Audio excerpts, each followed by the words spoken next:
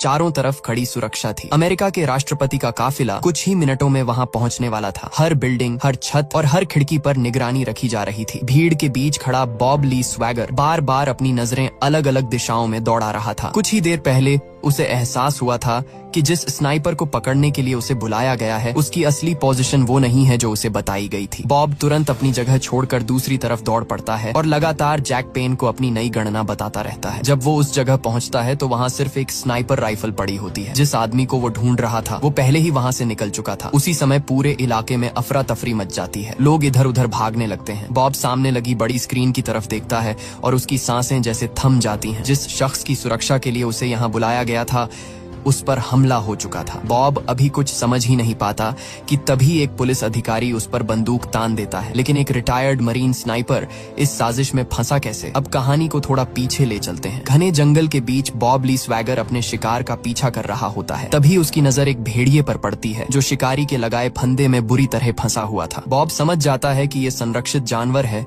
इसलिए वो बिना देर किए उसे छुड़ाने पहुंच जाता है। लेकिन जैसे ही वो फंदा खोलने लगता है तभी दो हथियारबंद शिकारी वहां आ जाते हैं। वो बॉब को पीछे हटने का आदेश देते हैं, लेकिन बॉब उनकी बात मानने से साफ इनकार कर देता है। बात बढ़ते ही दोनों उस पर हमला कर देते हैं। उन्हें जरा भी अंदाजा नहीं था कि सामने खड़ा आदमी कभी United states marine special forces का बेहतरीन स्नाइपर रह चुका है। कुछ ही सेकंड में बॉब दोनों को आसानी से काबू कर लेता है। इसके बाद वो भेड़िए को आजाद करता है और अपने घर लौट आता है, जहाँ उसकी पत्नी जूली और छोटी बेटी मैरी उसका इंतजार कर रही होती है। कुछ दिन बाद बॉब के घर एक पुराना चेहरा आता है। ये था आइजक जॉनसन, जो मरीन कोर्प्स के दिनों में उसका सीनियर ऑफिसर रह चुका था। हालचाल पूछने के बाद आइजक अपने आने की असली वजह बताता है। वो कहता है कि हाल ही में एक CIA एजेंट की हत्या हुई है। हैरानी की बात ये है कि हत्यारे ने करीब 1.5 किलोमीटर की दूरी से गोली मारकर अपना निशाना लगाया। इतनी दूरी से ऐसा शॉट दुनिया के गिने चुने स्नाइपर ही ले सकते हैं। आइजक आगे बताता है कि मारे गए एजेंट के शरीर पर एक संदेश छोड़ा गया था जिसमें लिखा था कि अगला निशाना अमेरिका का राष्ट्रपति होगा। इसके बाद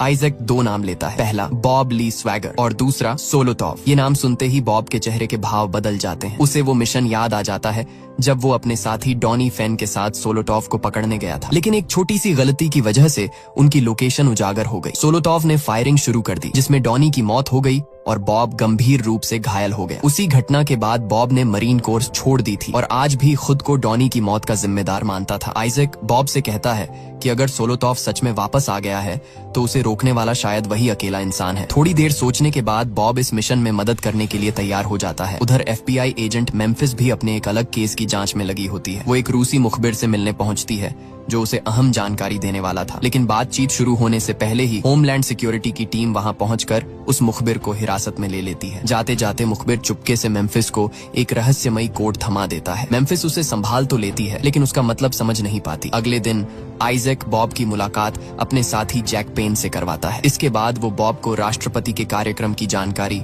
सोलोटॉव की हाल की तस्वीरें और संभावित हथियारों की डिटेल देता है। सारी जानकारी देखने के बाद बॉब सिर्फ एक बात कहता है, मैं पहले पूरी जगह खुद देखूंगा, उसके बाद ही बता पाऊंगा कि स्नाइपर कहां से हमला कर सकता है। आइजक उसकी बात मान लेता है। अगले कुछ दिनों तक बॉब पूरे इलाके का बारीकी से निरीक्षण करता है। वो हर ऊंची इमारत, हर संभावित स्नाइपर पोजीशन और हर दूरी का हिसाब लगाता है। पूरी जांच के बाद वो अपनी रिपोर्ट आइजक और पेन को सौंप देता है। अब बस उस दिन का इंतजार था जब राष्ट्रपति वहां आने वाले थे। आखिरकार वो दिन आ ही जाता है जब राष्ट्रपति का कार्यक्रम होना था। सुबह से ही पूरा इलाका सुरक्षा एजेंसियों के कब्जे में था। हर इमारत, हर छत और हर संभावित स्नाइपर पोजीशन पर कड़ी निगरानी रखी जा रही थी। बॉब भी अपनी तय जगह से पूरे इलाके पर नजर बनाए हुए था। उसकी आंखें लगातार हर दिशा को स्कैन कर रही थीं। इसी बीच उसके ईयरपीस में जैक पेन की आवाज आती है। पेन बताता है कि जिस जगह सोलोटॉव के होने की उम्मीद थी वहां उसका कोई पता नहीं चला। ये सुनते ही बॉब को कुछ गड़बड़ होने का एहसास होता है। वो तुरंत पूरे इलाके का दोबारा आकलन करता है और कुछ ही सेकंड में एक नई संभावित पोजीशन का अंदाजा लगा लेता है। बॉब फौरन पेन को अपनी नई लोकेशन बताता है और भीड़ के बीच से तेजी से उस तरफ बढ़ जाता है। लेकिन जब वो वहां पहुंचता है तो उसके सामने सिर्फ एक छोड़ी हुई स्नाइपर राइफल पड़ी होती है। स्नाइपर वहां से पहले ही जा चुका था। तभी पूरे इलाके में अफरा तफरी मच जाती है। कुछ ही पलों बाद टीवी स्क्रीन पर खबर चलती है कि राष्ट्रपति पर हमला हो चुका है। बॉब ये देखकर हैरान रह जाता है। उसी समय एक पुलिस अधिकारी उस पर बंदूक तान देता है। तभी बॉब को समझ आ जाता है कि उसे किसी मिशन के लिए नहीं बुलाया गया था, बल्कि पहले से ही इस पूरी साजिश में फंसाने की तैयारी की जा चुकी थी। पुलिस तुरंत उस पर फायरिंग शुरू कर देती है। बॉब पास की खिड़की से छलांग लगाकर वहां से निकलने की कोशिश करता है, लेकिन कुछ ही देर बाद एजेंट मेम्फिस उसे पकड़ लेती है। अब बॉब को राष्ट्रपति की हत्या के मामले में मुख्य आरोपी मानकर गिरफ्तार कर लिया जाता है। जेल पहुंचने के बाद बॉब की मुश्किलें और बढ़ जाती हैं। बाकी कैदियों को भी यही लगता है कि उसने राष्ट्रपति की हत्या की है। इसी दौरान उसकी मुलाकात जेल में बंद रूसी अपराधी एलेक्स से होती है। एलेक्स उसे बताता है कि जिस व्यक्ति की हत्या हुई है वो अमेरिका का राष्ट्रपति नहीं बल्कि यूक्रेन का राष्ट्रपति था। ये बात सुनते ही बॉब को यकीन हो जाता है कि उसके साथ बहुत बड़ा खेल खेला गया है। अब उसे साफ दिखने लगता है कि आइजैक और जैक पेन इस साजिश का हिस्सा हो सकते हैं। दूसरी तरफ एजेंट मेम्फिस भी इस केस की दोबारा जांच शुरू करती है। वो जूली से मिलती है और बॉब के बारे में सवाल पूछती है। जूली पूरे भरोसे के साथ कहती है कि बॉब ऐसा इंसान नहीं है जो किसी बेगुनाह की हत्या करे। जूली की बातें सुनकर मेम्फिस के मन में भी शक पैदा होने लगता है। उधर आइजैक और पेन फैसला करते हैं कि बॉब को अदालत तक पहुंचने ही नहीं देना चाहिए। वो जेल के कुछ गार्डों और कैदियों की मदद से बॉब को मरवाने की योजना बनाते हैं। एक दिन कई कैदी अचानक बॉब पर हमला कर देते हैं, लेकिन बॉब अकेला ही सबका मुकाबला करता है। मारपीट के दौरान वो एक गार्ड को काबू में कर लेता है, उसकी वर्दी पहन लेता है और उसी भेष में जेल से भाग निकलता है। अब बॉब एक भगोड़ा था, लेकिन उसके लिए सबसे जरूरी काम अपनी बेगुनाही साबित करना और असली गुनहगारों तक पहुंचना था। जेल से निकलने के बाद बॉब जानता था कि पुलिस सबसे पहले उसके घर जाएगी, इसलिए वो सीधे अपने परिवार के पास जाने की बजाय डॉनी फेन की माँ के घर पहुंचता है। डॉनी की माँ उसे देखते ही समझ जाती है कि कुछ बड़ा हुआ है। बॉब उन्हें पूरी सच्चाई बताता है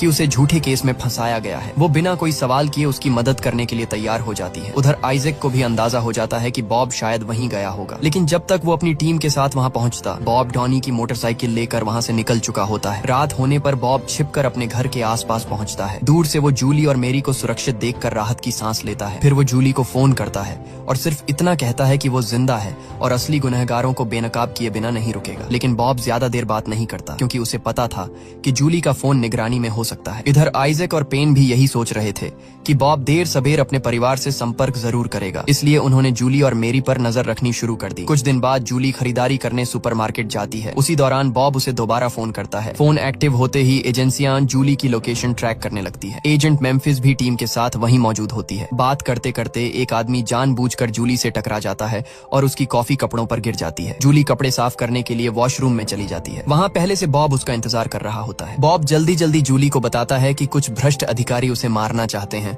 और अब उनका अगला निशाना उनका परिवार भी हो सकता है। वो जूली से कहता है कि किसी पर भी आंख बंद करके भरोसा मत करना। इतना कहकर बॉब तुरंत वहाँ से निकल जाता है, इससे पहले कि एजेंट उसे देख पाते। बॉब की बातों पर सोचने के बाद जूली फैसला करती है कि वो एजेंट मेम्फिस से सच बताएगी। उसे लगता था कि शायद मेम्फिस ही इस मामले में ईमानदारी से जांच कर रही है। जूली मेम्फिस को एक ऐसे पुलिस अधिकारी के बारे में बताती है जो इस साजिश में शामिल हो सकता है। ये सुराग मिलते ही मेम्फिस उस आदमी तक पहुंच जाती है, लेकिन पूछताछ के दौरान उसे कोई ठोस जानकारी नहीं मिलती। दूसरी तरफ पेन को जैसे ही पता चलता है कि उस पुलिस अधिकारी तक जांच पहुंच चुकी है, वो तुरंत उसे रास्ते से हटाने का फैसला कर लेता है। कुछ ही समय बाद उस अधिकारी की हत्या कर दी जाती है, जिससे इस साजिश का एक और अहम गवाह हमेशा के लिए खामोश हो जाता है। इधर बॉब अपनी अगली तैयारी में लग जाता है। वो अपने एक पुराने दोस्त के पास जाता है जो वेटरन्स हॉस्पिटल में कृत्रिम हड्डियां बनाता था। बॉब उससे एक टाइटेनियम बोन मांगता है जिस पर वही सीरियल नंबर हो जो उसके मेडिकल रिकॉर्ड में दर्ज है। उसका दोस्त पहले तो हैरान होता है, लेकिन आखिरकार बॉब की मदद करने के लिए तैयार हो जाता है। टाइटेनियम बोन मिलने के बाद बॉब जंगल के बीच बनी एक सुनसान केबिन में पहुंच जाता है। वहां वो छिपने के बजाय पूरे इलाके में कई जाल बिछा देता है। उसे पूरा भरोसा था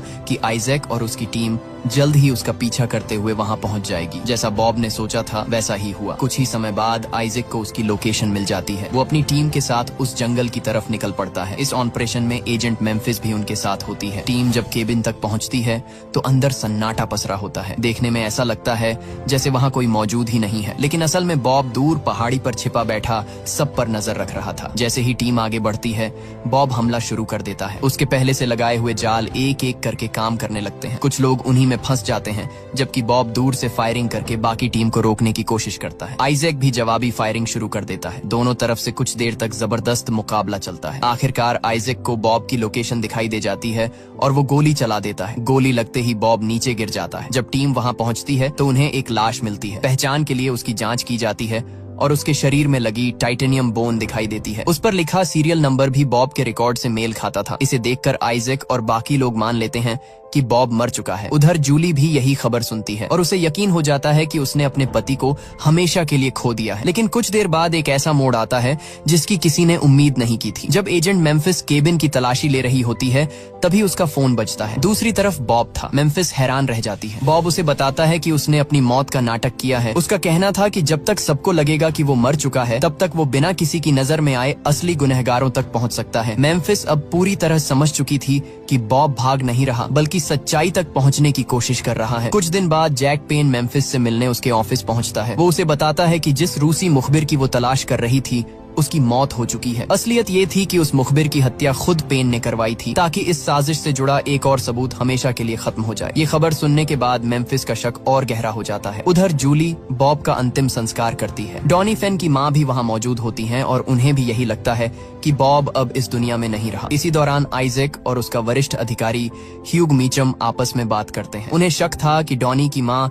शायद बॉब की मदद कर रही हैं या उन्हें इस साजिश के बारे में कुछ पता है। यहीं से कहानी कुछ साल पीछे चली जाती है। उस समय आइजैक को एक खतरनाक आतंकवादी मुल्ला को पकड़ने का मिशन मिला था, लेकिन मिशन शुरू होने से पहले मीचम ने आदेश दिया कि मुल्ला को मारना नहीं बल्कि जिंदा पकड़ना है, क्योंकि CIA को उससे अहम जानकारी चाहिए थी। ऑपरेशन के दौरान आइजैक की अपनी ही टीम का एक आदमी उसके साथ गद्दारी कर देता है और उसे मुल्ला के हवाले कर देता है। ठीक उसी समय दूर से बॉब और डॉनी फेन अपनी स्नाइपर पोजीशन से फायरिंग शुरू कर देते हैं। दोनों आतंकवादियों को खत्म करके आइजैक की जान बचा लेते हैं, लेकिन मिशन के बाद भी आइजैक को उसका श्रेय नहीं मिलता। उल्टा उसे लापरवाही का दोषी ठहराकर मरीन कोर्प से बाहर कर दिया जाता है। तभी मीचम उसे अपने साथ गुप्त ऑपरेशन में काम करने का प्रस्ताव देता है। अपने करियर को बचाने के लिए आइजैक उसकी बात मान लेता है और यहीं से उसकी जिंदगी ऐसी राह पर मुड़ जाती है जहां एक दिन उसे उसी इंसान के खिलाफ खड़ा होना था जिसने कभी उसकी जान बचाई थी। अब वर्तमान में लौटते हैं। एजेंट मेम्फिस लगातार इस केस की कड़ियां जोड़ रही थी, लेकिन तभी जैक पेन उससे मिलने उसके घर पहुंच जाता है। पहले तो वो ऐसे बात करता है जैसे केस की सामान्य जानकारी देने आया हो, लेकिन मौका मिलते ही वो मेम्फिस की ड्रिंक में नशीली दवा मिला देता है। कुछ ही मिनटों में मेम्फिस बेहोश हो जाती है। पेन उसकी मौत को आत्महत्या जैसा दिखाकर हमेशा के लिए उसे रास्ते से हटाना चाहता था, लेकिन इससे पहले कि वो अपना प्लान पूरा करता, दरवाजा खुलता है और बॉब ली स्वैगर अंदर आ जाता है। पेन उसे जिंदा देखकर चौंक जाता है। दोनों के बीच हाथापाई शुरू हो जाती है। बॉब पेन पर भारी पड़ने लगता है, लेकिन सही मौका देखकर पेन वहाँ से भाग निकलता है। हालांकि अब उसे एक बात साफ हो चुकी थी, बॉब अभी भी जिंदा है। पेन के भागते ही बॉब मेम्फिस को होश में लाता है। होश आने के बाद मेम्फिस समझ जाती है कि बॉब शुरू से सच बोल रहा था। बॉब उसे बताता है कि वो पिछले कुछ समय से उस पर नजर रखे हुए था ताकि ये यकीन कर सके कि वो भी इस साजिश का हिस्सा नहीं है। अब जब उसका शक दूर हो चुका था, बॉब उससे इस केस में मदद मांगता है। मेम्फिस भी बिना देर किए उसका साथ देने के लिए तैयार हो जाती है। इसके बाद बॉब फिर से हत्या वाली जगह के सबूतों की जांच शुरू करता है। उसे महसूस होता है कि CIA ने जो गोली सबूत के तौर पर पेश की थी वो असली नहीं है। वो पूरे हमले की दिशा और दूरी का दोबारा हिसाब लगाता है। काफी देर तक जांच करने के बाद उसे यकीन हो जाता है कि असली गोली उस पुलिस पेट्रोल कार में फंसी होगी जो हमले के समय घटना स्थल पर मौजूद थी। बॉब भेष बदलकर एक मैकेनिक की तरह उस गैराज में पहुंचता है जहां वो गाड़ी रखी गई थी। किसी का ध्यान अपनी तरफ खींचे बिना वो गाड़ी की जांच करता है और आखिरकार उसे वही गोली मिल जाती है जिसकी उसे तलाश थी। सबूत हाथ लगते ही वो तुरंत वहां से निकल जाता है। बाद में बॉब और मेम्फिस उस गोली की जांच करते हैं। उन्हें पता चलता है कि उसका संबंध ट्री ऑफ लिबर्टी नाम के संगठन से है। यही सुराग बॉब को उस संगठन के गुप्त ठिकाने तक ले जाता है। वहां पहुंचते ही संगठन के लोग उसे घेर लेते हैं, लेकिन तभी उनका नेता जेम्स रिचर्ड्स सामने आता है और बॉब को अंदर आने देता है। बॉब उसे गोली दिखाकर पूछता है कि क्या ये उनके किसी आदमी ने इस्तेमाल की थी। जेम्स गोली को ध्यान से देखने के बाद साफ इनकार कर देता है। बॉब फिर पूछता है कि ऐसी गोलियां उन्हें कौन सप्लाई करता है। शुरुआत में जेम्स कुछ नहीं बताता, लेकिन तभी उसे पता चलता है कि बॉब ने लड़ाई के दौरान उसके भाई की जान बचाई थी। अब उसे बॉब पर भरोसा हो जाता है। आखिरकार वो उस सप्लायर का नाम बता देता है। उस आदमी का नाम था ओब्रायन। ओब्रायन का नाम मिलते ही बॉब बिना देर किए उससे मिलने निकल पड़ता है। ओब्रायन वही आदमी था जिसने कभी बॉब को लंबी दूरी से निशाना लगाने की ट्रेनिंग दी थी। इसलिए बॉब को भरोसा था कि अगर कोई इस गोली की असली पहचान बता सकता है तो वो ओब्रायन ही है। बॉब उसके सामने पूरी घटना रखता है और फिर वो गोली दिखाता है जो उसे पुलिस की गाड़ी से मिली थी। गोली को ध्यान से देखने के बाद ओब्रायन कहता है ये आम गोली नहीं है, इसे खास तौर पर बदला गया है ताकि निशाने से टकराते ही ये टूट जाए और इसकी पहचान करना मुश्किल हो जाए। इसके बाद वो बॉब को अपने साथ एक पहाड़ी पर ले जाता है जहां उसने अपनी स्नाइपर राइफलें रखी हुई थी। वहीं बॉब पहली बार ब्लैक किंग राइफल को देखता है। ओब्रायन समझाता है कि इतनी लंबी दूरी से लिया गया शॉट और इस तरह की गोली देखकर यही लगता है कि हत्यारे ने ब्लैक किंग राइफल का इस्तेमाल किया था। फिर वो एक और अहम बात बताता है, दुनिया में इस मॉडल की सिर्फ 4 राइफलें मौजूद हैं। अगर बॉब उन 4 मालिकों तक पहुंच जाएं तो असली शूटर तक पहुंचने का रास्ता मिल सकता है। लेकिन उनकी बातचीत पूरी भी नहीं होती कि ओब्रायन को अपने एक पुराने दोस्त का फोन आता है। उधर से खबर मिलती है कि कई सैन्य गाड़ियां तेजी से उसके घर की तरफ बढ़ रही हैं। ओब्रायन तुरंत समझ जाता है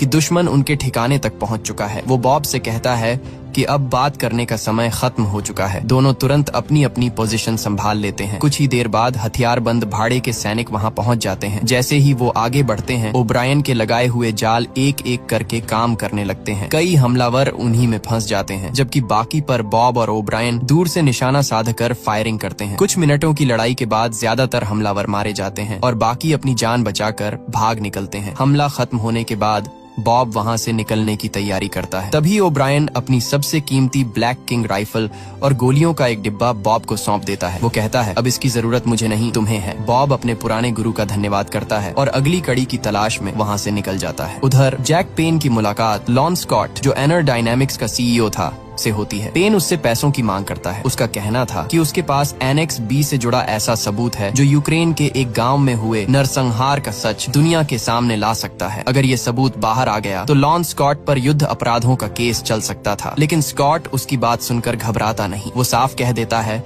कि उसे पेन की धमकियों से कोई फर्क नहीं पड़ता। यहीं से पेन और स्कॉट के बीच भरोसा भी कमजोर पड़ने लगता है। दूसरी तरफ एजेंट मेम्फिस भी अपनी जांच आगे बढ़ा रही थी। उसका ध्यान अब उस रूसी मुखबिर के जानने वालों पर था, क्योंकि उसे यकीन था कि NXB का राज वहीं से खुलेगा। जांच करते करते वो कैस्पर नाम की एक महिला तक पहुंचती है। शुरुआत में कैस्पर किसी भी तरह की मदद करने से साफ मना कर देती है, लेकिन काफी समझाने के बाद वो मेम्फिस की बात मान जाती है। वो रूस में रहने वाली एक महिला मुखबिर से वीडियो कॉल करवाती है। कॉल शुरू होते ही वो महिला बताती है कि NXB एक बेहद गोपनीय ऑपरेशन से जुड़ा हुआ है। साथ ही वो ये भी बताती है कि डिमिट्री के पीछे सिर्फ रूसी सेना ही नहीं बल्कि कई दूसरी ताकतें भी पड़ी हुई थी। मेम्फिस जैसे ही उससे इस पूरे ऑपरेशन के पीछे के असली लोगों का नाम पूछती है, उसी वक्त रूसी सैनिक उस महिला की लोकेशन तक पहुंच जाते हैं। मेम्फिस अपनी आंखों के सामने देखती है कि उसे गोली मार दी जाती है और वीडियो कॉल अचानक बंद हो जाती है। एक बार फिर सच उसके हाथ आते आते रह जाता है। उधर बॉब भी ब्लैक किंग राइफल के मालिकों की जानकारी जुटाने में लगा हुआ था। इसी दौरान वो एक हथियारों की प्रदर्शनी में पहुंचता है जहां इस राइफल के बारे में पूरी जानकारी मौजूद थी। वहीं उसे पता चलता है कि ब्लैक किंग राइफल के मालिकों में एक नाम लॉन स्कॉट का भी है। सिर्फ इतना ही नहीं, बॉब को ये भी मालूम चलता है कि लॉन स्कॉट खुद एक बेहतरीन स्नाइपर है और 1 किलोमीटर से भी ज्यादा दूरी से निशाना लगाने की क्षमता रखता है। ये जानकारी मिलते ही बॉब सीधे एजेंट मेम्फिस से मिलता है। वो उसे बताता है कि अब तक मिले सभी सबूत एक ही आदमी की तरफ इशारा कर रहे हैं। साथ ही वो NXB और लॉन स्कॉट के बीच का संबंध भी समझाता है। इधर बॉब और मेम्फिस मिलकर लॉन स्कॉट पर नजर रखना शुरू कर देते हैं। कुछ समय बाद दोनों देखते हैं कि लॉन स्कॉट की मुलाकात ह्यूग मीचम और रूसी FSB एजेंट ग्रेगरी क्रुकॉव से होती है। तीनों की बातचीत को बॉब और मेम्फिस छिपकर सुन लेते हैं। यहीं पहली बार साफ हो जाता है कि यूक्रेन के राष्ट्रपति की हत्या किसी एक आदमी का फैसला नहीं थी। ये पूरी योजना मीचम, लॉन स्कॉट और क्रुकॉव ने मिलकर बनाई थी। बातचीत के दौरान पेन द्वारा किए जा रहे ब्लैकमेल का भी जिक्र होता है, लेकिन क्रुकॉव साफ कह देता है कि उसे पेन की परवाह नहीं है। मीटिंग खत्म होते ही बॉब के दिमाग में एक नया प्लान आता है। उसे समझ आ जाता है कि अगर ये तीनों एक दूसरे पर शक करने लगे तो इन्हें आपस में ही लड़ाया जा सकता है। यही सोचकर बॉब फैसला करता है कि अब वो पेन को ही उनके खिलाफ सबसे बड़ा हथियार बनाएगा। अपनी योजना के मुताबिक बॉब और एजेंट मेम्फिस सीधे ग्रेगोरी क्रुकॉव तक पहुंचते हैं। बॉब उससे एक सौदे की बात करता है। वो कहता है कि अगर उसे वही रकम दी जाए जो जैक पेन मांग रहा है तो वो ह्यूग मीचम, लॉन स्कॉट और पेन तीनों का काम खत्म कर देगा। शुरुआत में क्रुकॉव को बॉब की बात पर भरोसा नहीं होता। उसे लगता है कि बॉब पैसों के लिए नहीं बल्कि बदला लेने के लिए ये सब कर रहा है। लेकिन बॉब उसे समझाता है कि उसे सिर्फ इतना पैसा चाहिए जिससे वो अपने परिवार को लेकर हमेशा के लिए देश छोड़ सके। काफी सोचने के बाद क्रुकॉव इस सौदे पर विचार करने के लिए तैयार हो जाता है। उधर जूली अपनी बेटी मेरी के साथ अपनी बहन के घर पर रह रही थी। उसे लगने लगा था कि वहाँ रहना अब सुरक्षित नहीं है, इसलिए वो बिना किसी को बताए दूसरी जगह जाने का फैसला करती है, लेकिन उसे नहीं पता था कि लॉन स्कॉट के आदमी लगातार उस पर नजर रखे हुए हैं। कुछ देर बाद दो लोग पत्रकार बनकर उसकी बहन के घर पहुंचते हैं। वो कहते हैं कि उन्हें जूली का इंटरव्यू लेना है। असल में दोनों स्कॉट के आदमी थे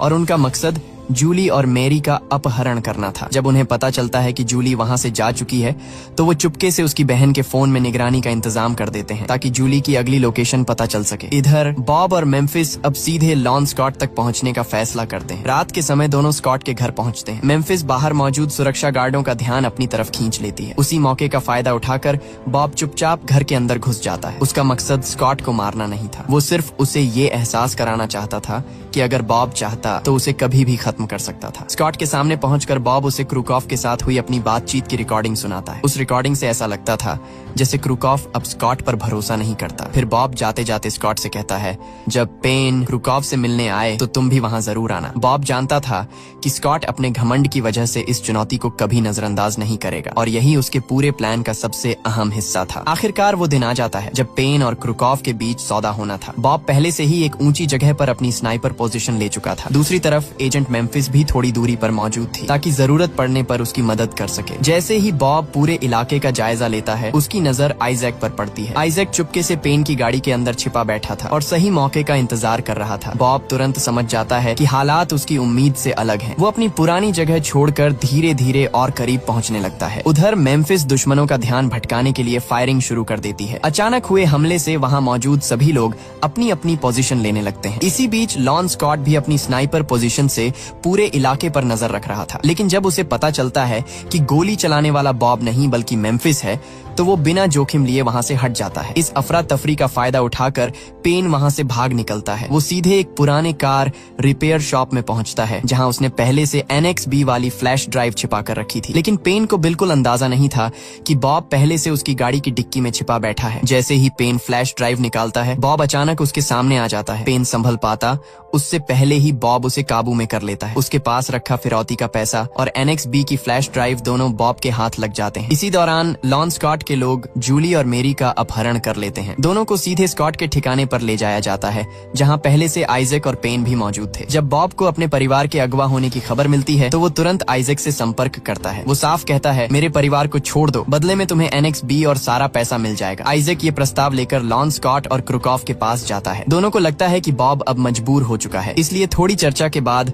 वो इस सौदे के लिए तैयार हो जाते हैं। इसी बीच बॉब को जूली से कुछ सेकंड बात करने का मौका मिलता है। कॉल बहुत छोटी थी, लेकिन उतनी देर में एजेंट मेम्फिस उनकी लोकेशन ट्रेस कर लेती है। अब बॉब को पता चल चुका था कि उसके परिवार को कहाँ रखा गया है। बिना समय गंवाए वो आइजैक और मेम्फिस के साथ उस जगह की तरफ निकल पड़ता है। योजना के मुताबिक मेम्फिस बाहर रहकर दुश्मनों की हर गतिविधि पर नजर रखने लगती है, जबकि बॉब और आइजैक अंदर घुस जाते हैं। अंदर घुसते ही दोनों रास्ते में आने वाले कई गार्डों को चुपचाप खत्म कर देते हैं। लेकिन जब बॉब उस कमरे तक पहुंचता है जहां उसे जूली और मैरी के होने की उम्मीद थी तो कमरा पूरी तरह खाली मिलता है। उसी समय दूर पहाड़ी पर छिपा लॉन स्कॉट अपनी ब्लैक किंग राइफल से बॉब पर निशाना साध लेता है। बॉब को जैसे ही खतरे का एहसास होता है वो तुरंत अपनी पोजीशन बदल देता है। स्कॉट गोली चलाता है लेकिन बॉब बाल बाल बच निकलता है। इसके बाद बॉब और आइजैक पीछे हटकर नई योजना बनाते हैं। कुछ देर बाद बॉब खुद लॉन स्कॉट से संपर्क करता है। वो कहता है कि अगर स्कॉट में अपने निशाने पर इतना ही भरोसा है तो आखिरी सौदा आमने सामने किया जाए। स्कॉट भी इस चुनौती को स्वीकार कर लेता है। उधर तय जगह पर अदला बदली की तैयारी शुरू हो जाती है। दूर से आइजैक और एजेंट मेम्फिस पूरे इलाके पर नजर रखे हुए थे। थोड़ी देर बाद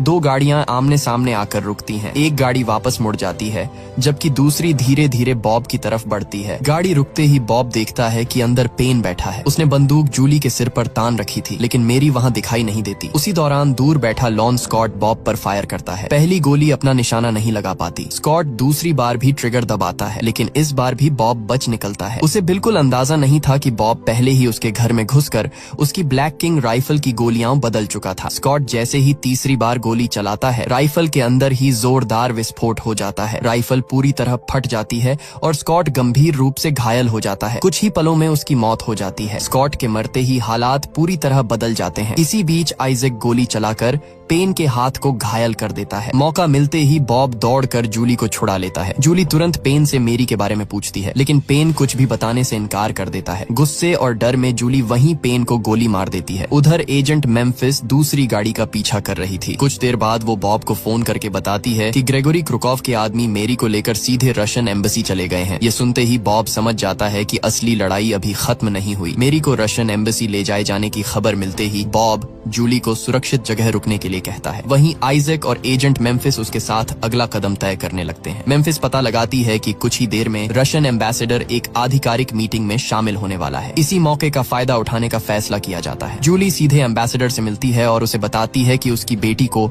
एम्बेसी के अंदर बंधक बनाकर रखा गया है। शुरुआत में एम्बेसडर को इस बात पर यकीन नहीं होता। तभी आइजैक एक संघीय अधिकारी के तौर पर उसकी बात की पुष्टि करता है और कहता है कि अगर ये सच निकला तो मामला दोनों देशों के बीच बड़ा विवाद बन सकता है। स्थिति की गंभीरता समझते ही एम्बेसडर तुरंत एम्बेसी लौटने का फैसला करता है। उधर बॉब पहले से ही अपनी तैयारी पूरी कर चुका था। वो एम्बेसडर की सुरक्षा टीम के साथ अंदर जाने का रास्ता बना लेता है। दूसरी तरफ पैट्रिशिया ग्रेगसन, जो पहले नेशनल सिक्योरिटी एडवाइजर रह चुकी थी, सीधे ग्रेगोरी क्रुकोव से मिलती है। वो उससे मेरी को छोड़ने की मांग करती है, लेकिन क्रुकोव उसकी बात को गंभीरता से नहीं लेता। उसे लगता है कि पैट्रिशिया के पास अब कोई अधिकार नहीं बचा। इसी बीच रशियन एम्बेसडर का फोन आता है। वो गुस्से में क्रुकोव से पूछता है कि एम्बेसी के अंदर आखिर क्या चल रहा है। क्रुकोव पूरी बात छिपा लेता है और कहता है कि वो खुद मामला संभाल लेगा। इससे साफ हो जाता है कि एम्बेसडर को क्रुकोव की पूरी साजिश की कोई जानकारी नहीं थी। कुछ देर बाद एम्बेसडर एम्बेसी पहुंचता है। सुरक्षा अधिकारी बॉब को अंदर जाने से रोकते हैं क्योंकि उसके पास पहचान पत्र नहीं था, लेकिन एम्बेसडर खुद उसे अपने साथ अंदर ले जाता है। वो साफ कह देता है कि अगर एम्बेसी के अंदर किसी ने कानून तोड़ा है तो उसे बचाया नहीं जाएगा। बॉब बिना समय गंवाए पूरे एम्बेसी की तलाशी शुरू कर देता है। आखिरकार उसे मेरी एक कमरे में मिल जाती है। वो तुरंत उसे अपनी गोद में उठाता है और सुरक्षित बाहर ले आता है। बाहर जूली अपनी बेटी को देखकर राहत की सांस लेती है। बॉब दोनों को पास के एक मोटेल में रुकने के लिए कहता है। उसे पता था कि असली खतरा अभी खत्म नहीं हुआ है। इसके बाद बॉब आइजैक से संपर्क करता है और क्रुकोव को बाहर निकालने की योजना बनाता है। क्रुकोव ऊपर से मिलने के लिए तैयार हो जाता है, लेकिन अंदर ही अंदर उसने बॉब को खत्म करने की तैयारी कर रखी थी। वो अपने आदमियों को बॉब पर हमला करने भेज देता है, जबकि खुद चुपचाप मोटेल की तरफ निकल पड़ता है। लेकिन इस बार बॉब भी पूरी तैयारी के साथ आया था। आइजैक, एजेंट मेम्फिस और FBI की टीम पहले से घात लगाकर बैठी थी। कुछ ही देर में क्रुकोव के आदमी वहाँ पहुँचते हैं और दोनों तरफ से गोलीबारी शुरू हो जाती है। उधर क्रुकोव मोटेल पहुंचकर जूली से एनेक्स B के बारे में पूछता है, लेकिन जूली को उसके बारे में कुछ भी पता नहीं होता। जब उसे कोई जवाब नहीं मिलता तो क्रुकोव गुस्से में कमरे पर फायरिंग शुरू कर देता है। जूली तुरंत बॉब को फोन करके पूरी बात बता देती है। बॉब बिना समय गंवाए अपनी स्नाइपर पोजीशन लेता है। दूरी और हवा का सही अंदाजा लगाने के बाद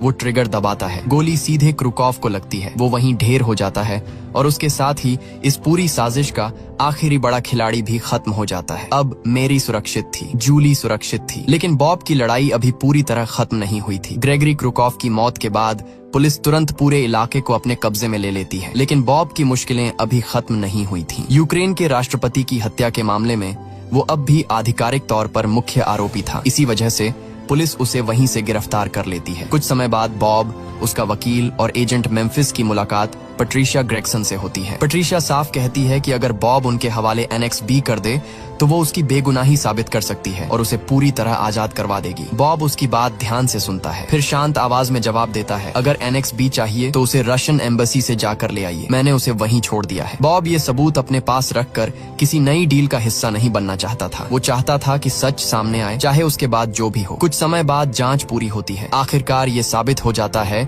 कि बॉब ली स्वैगर का यूक्रेन के राष्ट्रपति की हत्या से कोई लेना देना नहीं था। सारे आरोप उसके सिर से हट जाते हैं और उसे पूरी तरह बरी कर दिया जाता है। दूसरी तरफ लंबे समय तक भागने, लड़ने और अपनी बेगुनाही साबित करने के बाद बॉब आखिरकार अपने परिवार के पास लौट आता है। जूली और मेरी उसे सुरक्षित देखकर बेहद खुश होती हैं। कई मुश्किलों के बाद आखिरकार उनका परिवार फिर से एक साथ था। बॉब ने अपनी पहचान भी वापस हासिल कर ली थी और उन लोगों को भी बेनकाब कर दिया था जिन्होंने उसे मोहरा बनाकर पूरी साजिश रची थी। यहीं इस फिल्म की कहानी खत्म होती